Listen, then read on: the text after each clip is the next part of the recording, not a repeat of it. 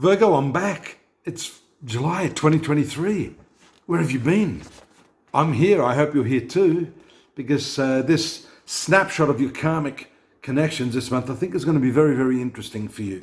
And in particular, when I was looking at the charts for you, the theme seems to be around suppression. That Mars and Venus powerfully transiting your 12th house now, the house of bed pleasures, the secret house, that house that we, along with the 8th house, we don't want to talk about that.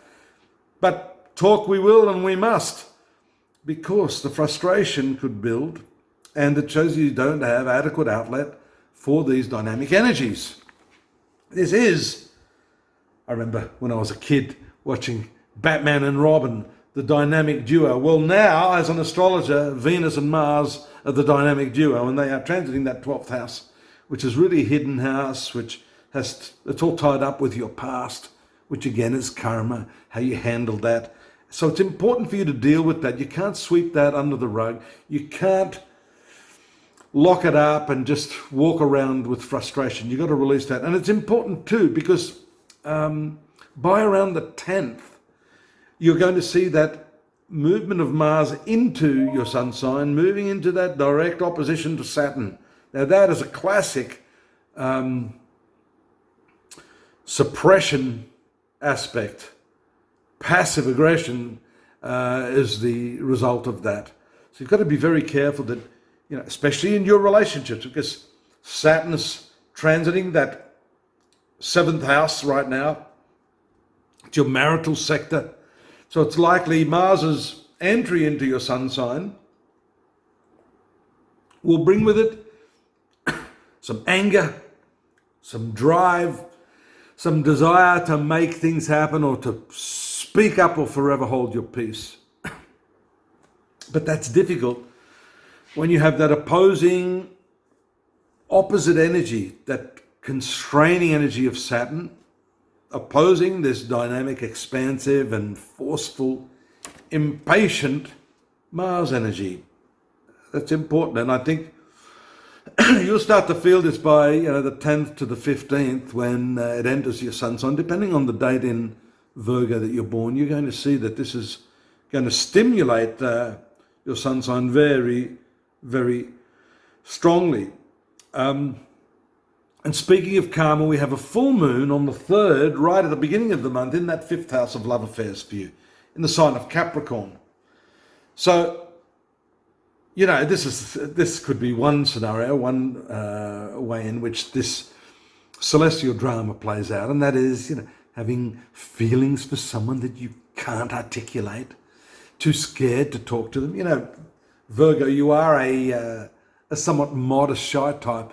If we take what the traditional texts tell us about you, is it true?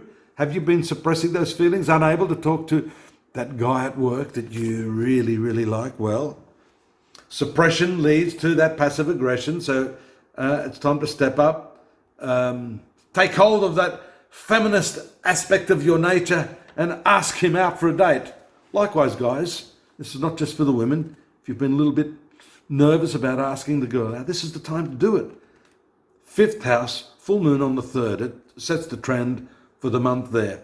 Very powerful karmic influences on that 5th house, as we've talked about in previous months and the last couple of years actually. Pluto, retrograde right now in that 5th house. Transformation. If you don't ask that person out, it's likely you're going to miss valuable opportunities for becoming that phoenix rising from the ashes of ruin, right? It's getting a bit dramatic, huh? You got to have some fun with this, right? We can't be too serious. Mars moves on the 10th, Mercury on the 11th, so those couple of days are significant. Mars, as I've said, moves to your sun sign. Then on the 11th, Mercury moves back into that 12th house. It's like it takes a substitute. Mercury is going to be good in your 12th house. It moves through very quickly. It'll move through quickly till the 29th, bringing with it a whole lot of reminiscences and communication with yourself. Self-talk is very, very important if you've been finding it hard to deal with your relationships right now. self-talk, talking to yourself about letting go of the past. Not letting those negative emotions arise. Becoming the master of your stream of thoughts rather than the servant being taken up and down all those different tributaries. So, 18th, new moon in Cancer. Again, we see the threads, the repetitive themes that come through. 12th house again. This is 11th house. What am I talking about? Oh, I'm getting too passionate myself here. The 11th house is friendships. So the new moon is going to take place in your 11th house, not your 12th house. You've had enough 12th house for now. Stop, he says. 11th house stimulates your desire for social interaction, being with other people. And I think that that full moon on the 3rd, as I said, is setting the trend for that. Grand opportunity for you to expand your social circle, your networking, and if you're game enough, to venture into a new love affair if you're not already in an existent one.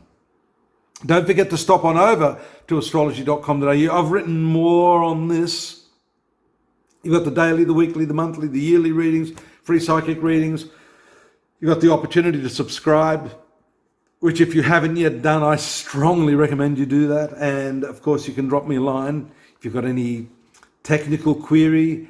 This is all Western astrology. However, my specialty is Vedic astrology, and I'd love to talk to you about that. I use that in my practice. If you're looking for a personal reading, don't forget to drop me a line. And I'm going to be here next month. I hope you'll join me. Take care. Good luck. Stay safe. Bye-bye.